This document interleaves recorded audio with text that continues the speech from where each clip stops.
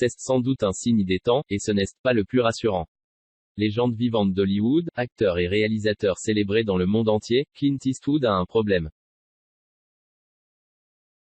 Tout semble pourtant aller bien pour le vénérable metteur en scène. En décembre, Arnold Schwarzenegger postait une photo sur laquelle il apparaissait qui a bien fait rire les internautes. À la rentrée, c'est son fils Scott Eastwood qui avait impressionné son monde avec ses pectoraux lors d'un triathlon à Malibu. Et voilà l'ex-inspecteur Harry qui sort un nouveau film, le cas Richard Jewell, en salle le 19 février. Clint Eastwood témoigne, les gens m'insultent, c'est dans le cadre de la promotion de son film qui revient sur les circonstances de l'attentat dans un parc pendant les Jeux Olympiques d'Atlanta en 1996, que Clint Eastwood a accordé une interview à nos confrères du Point.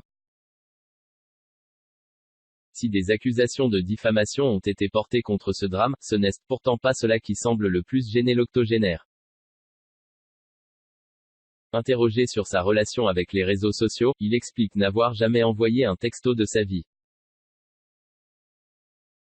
J'ai un iPhone mais il est la plupart du temps éteint. Je l'utilise comme un téléphone, à l'ancienne. La moindre rencontre donne lieu à un selfie, c'est pénible. Clint Eastwood fait ensuite une révélation plutôt choquante, en général, j'accepte, mais quand je suis pressé et que je trouve une façon polie de décliner, les gens m'insultent. Une attitude pour le moins cavalière de la part des fans du réalisateur, qui conclut par un fataliste c'est notre époque.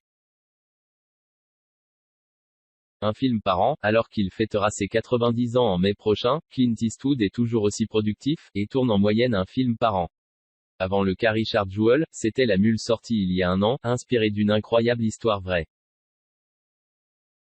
En 2018, il avait relaté l'attaque ratée contre le Thalys dans le 15h17 pour Paris, pour lequel nous avions rencontré les soldats qui étaient intervenus face aux terroristes du train.